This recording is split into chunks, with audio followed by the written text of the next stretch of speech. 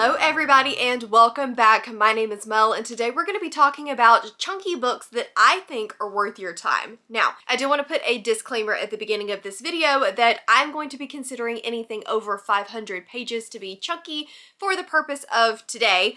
And then this is books that I personally consider worth your time. So they're going to be ones that I have enjoyed or can see lots of people enjoying. If your taste is drastically different than mine, I'm going to have a short thing at the very end about books that I personally don't think are worth the time, and that's going to be more of a recommendation video for you guys that maybe don't have tastes that are similar to me. So I still wanted to include that, even though just because I didn't like them and say they're not worth your time doesn't mean that they're not worth the time, but it's just more fun to market it that way.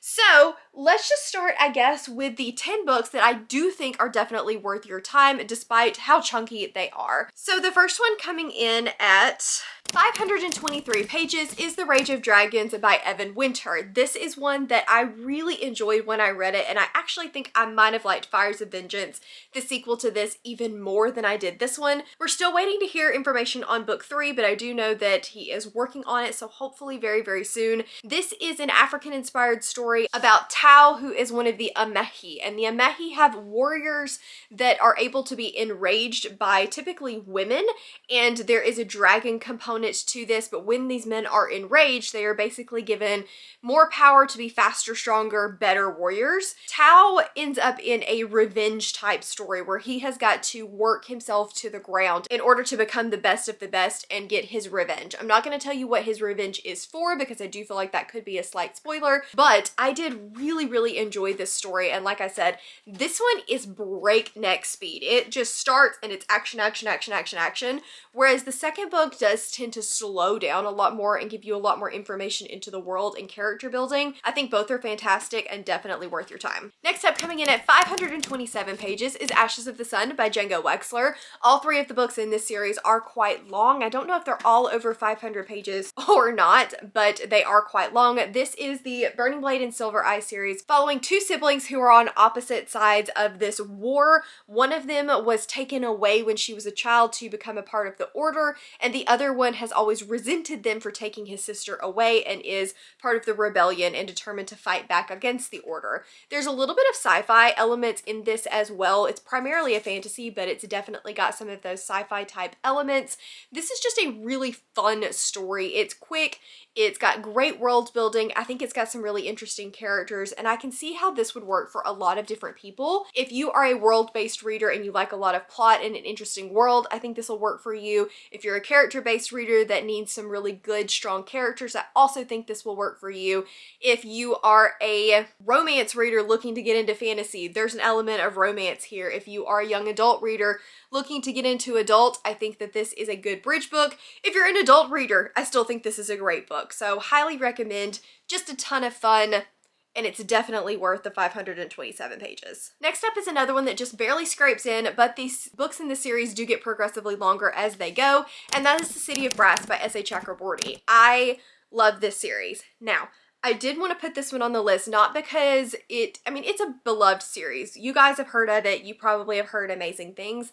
However, I did DNF this book, the start to the series, twice before finally powering through. I think that this is one of those that you will have to get through the first little bit to really get to the meat of the story. And once you do, it's amazing from then on out. Kingdom of Copper is absolutely amazing. Empire of Gold, great conclusion. I think that this is definitely worth your time. You just might have to power through a little bit. It is set in Cairo, so it's set in our world, but there is magic in our world, and very much so inspired by Egyptian culture. We have jinns, and we have a rebellion, very political centered story here. Our main character, Nahi, is a thief, and she suddenly learns that she is a part of this peoples that have been what they thought extinct for a very long time. There is a healing component to this book if you're looking for something like that. I just think this is an excellent series. It's a very unique fantasy story, not something that I hear about a lot. It's got great world building, great plot. It does have politics in it. what more is there to love? Next up, coming in at 625 pages, is The Black Coast by Mike Brooks. Full disclosure, I have not finished this trilogy. I've heard not spectacular things about the last book in the series, but I will say that this first one is definitely worth your time.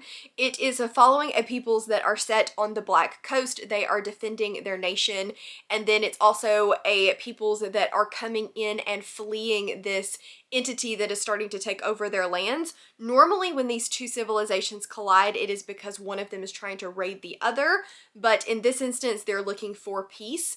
It is a really good story about culture and the differences in culture and how people learn to get along when they don't necessarily see eye to eye or view things in the same way. I think it does have a very good conversation on that, but it also does a great job representing 2 to 3 different kinds of cultures.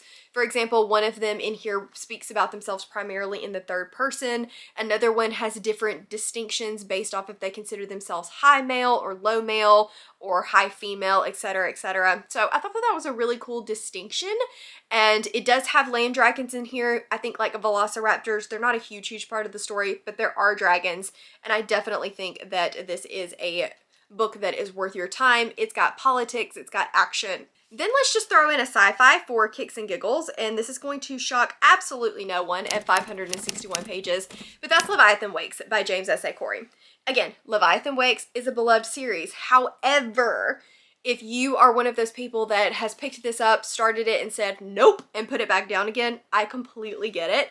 It took me a solid half of this book to get fully invested in the story, but I do think it's worth it once you start to get invested. This is an epic sci-fi. It is a space opera. It does have a little bit of a first contact, and this first book is a touch murder mystery, but it does take a while to get going, and it is definitely a character-driven story. If you are somebody that really falls in love with characters, then this is going to probably work best for you. It has the epic sci-fi battles that you would expect, but they're typically in the latter half of the story, sometimes making that first half quite slow. However, I think that the series is absolutely worth it. I thought it was great. I am, like I said, on book 8 out of 9 in the series, and I think that they're all very solid reads. Next up at 542 pages is The Ruin of Kings by Jen Lyons. This is the Chorus of Dragons series, and it is so good. It is quite confusing. It does take a little bit of time to wrap your brain around everything that's going on, but honestly, that is the charm of this book. It is told in 2 different points of view, one person telling the story from more of a past perspective, one person picking up from more of a present perspective until they collide. There are footnotes in here. It's a little bit gimmicky the way the story is told, but I personally think it works very well. It's following Kieran, who is a young man that grew up in the slums. He is a thief and a minstrel's son, but he is claimed as the son of one of the treacherous princes and gets kind of thrown into this royal lifestyle that he never expected to have. And then he's sold as a prisoner. And things do start to spiral from there. There are dragons in this story. There are swords and lots of politics. I just think that it is a great time. I would highly recommend the audiobook for this one because the audiobook is fantastic. There are 3 different narrators, particularly one that does the footnotes, so it makes it very easy to distinguish when the footnotes are supposed to be placed and when it's actually a footnote. I think that this is a great time. Next up at 628 pages is Malice by John Gwynne. Now, again, full disclosure, I've only read this book in the series. There are 4 in this part of the series, and then there's also a spin-off series. This is an classic epic fantasy following Corbin, who wants to be one of the king's men. He is quite young, and he is just striving to become 15 when he can join the king's guard. It is following Envis, who is one of the king's advisors, but he sacrificed a lot to get to be where he is. Viridis, who is part of the war band for the High Prince and is trying to prove himself, and then also Nathir, who is the High Prince, has a lot of ideas and ways that he feels like he is going to accomplish them. It is very much a tale of good versus evil and chosen one versus anti-chosen one, but I think it was done in a really interesting way. This one, again, did take me a little bit of time to get fully invested, but once I got attached to the characters, I was in it for the long haul. I haven't picked up book 2 yet because I loved this one and I just don't want it to let me down, but I will be letting you know if it is worth it when I read it. This is a beloved series though, so I definitely think it is probably worth it.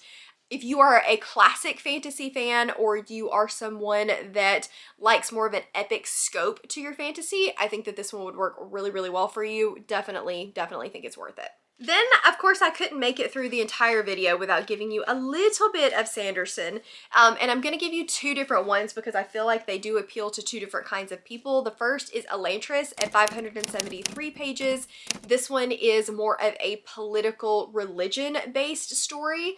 And it's about a city called Elantris where if you go in, you can never leave, and people are starting to kind of die, but they can't actually die. I thought that it was a really interesting take on that, and I had a good time with it. This is one of Sanderson's beginning works, and a lot of people would recommend starting here because it's very good, and it's a standalone currently. So I definitely think that it is worth your time to check out if you have not already. I could mention the Stormlight Archive, but honestly for the Stormlight Archive, I do think that appeals to a very particular kind of reader, and it wouldn't be worth it for everyone. But at 537 pages, I do think that Mistborn would be definitely worth your time. This first book is quite different than the rest of the books in the series, but I love the entire series and the way that everything wraps up.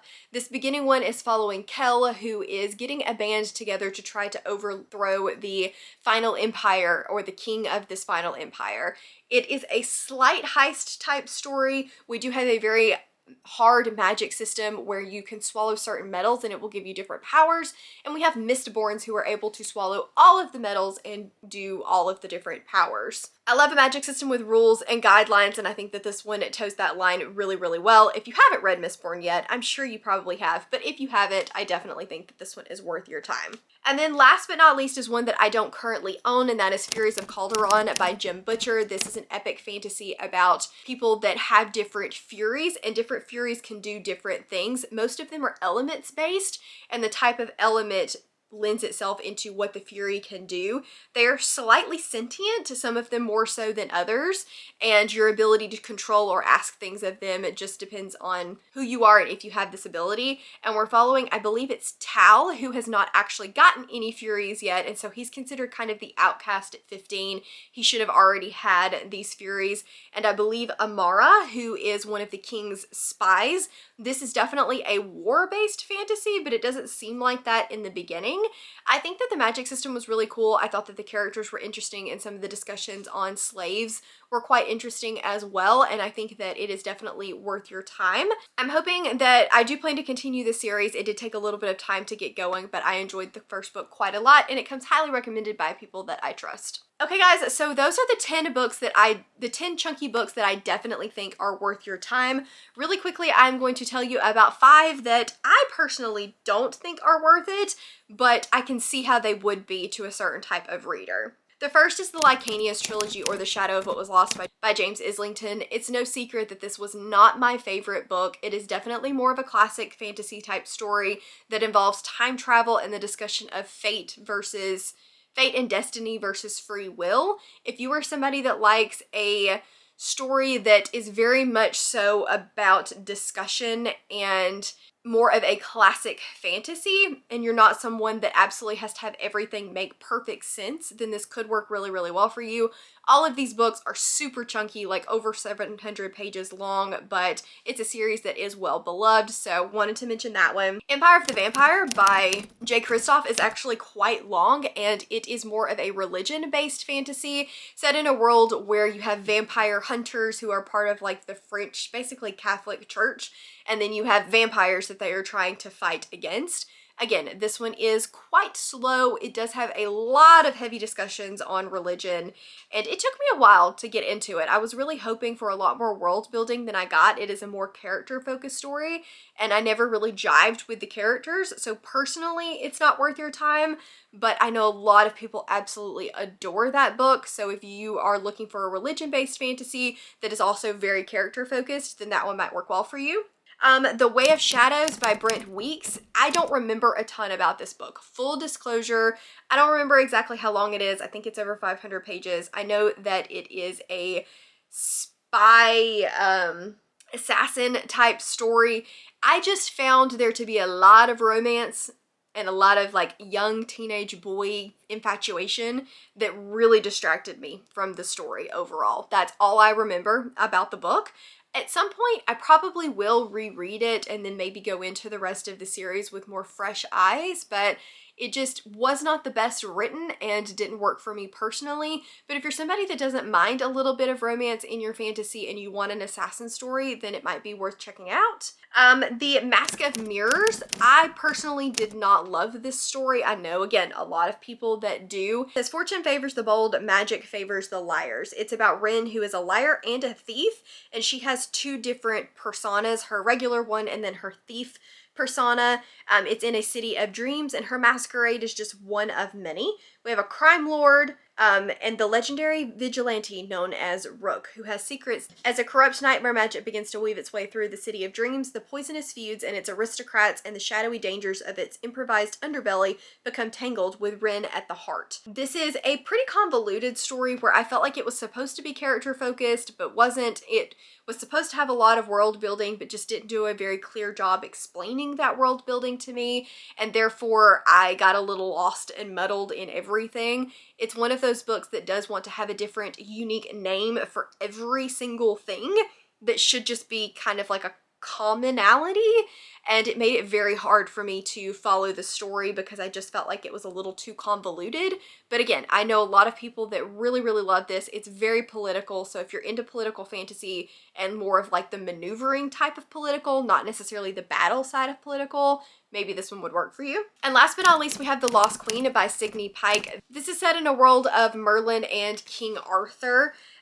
It is about a woman and her twin brother who are raised in the old way of their ancestors, but there's a rise of new religious heralds that are causing disruption and riot. Conflict brings the hero Emrys Pendragon to her family's door, and her deep connection to Magwyn is forged by enchantment, soon promised in marriage to the son of the Christian king. There are druids. This particular story was just too slow for me.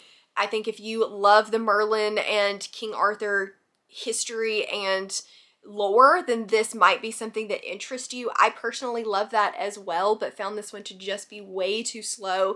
It's very character focused. It's classified as a fantasy, but I would say that it is a very loose classification. This is much more of a historical fiction to me with a dash of magic, not really magic in and of its own. I think that it's fantasy because it is talking about King Arthur and Merlin, who actual historical figures. It's more of a lore-based type, so it's still fantasy, but it reads very much so like a historical fiction. So it just was a little bit boring for me, but if you are somebody that likes a character study type story and very much so like the King Arthur legend, then this could really work for you. It just wasn't personally worth the time for me. Yet I still own it because the book is so pretty. Okay guys, so those are all of the books that I think are and are not worth your time. Let me know down in the comments if you agree with what I said or if there are some that you're like, nah, you incorrect. I would love to hear down below. Also, let me know about some big books that were and were not worth it for you. There are several on this list that you would have expected to see somewhere that aren't here, and that's just because I haven't read them yet. So the Name of the Wind, Priory of the Orange Tree, I just have not read those, so can't put them on the list because I don't know for sure. Thank you guys so very much for watching. As always, links to my Patreon, Instagram, Twitter, and Goodreads are all down in the description box below. If you enjoyed this video, please give it a big thumbs up and subscribe if you wanna, and I will see you guys in the next one. Bye!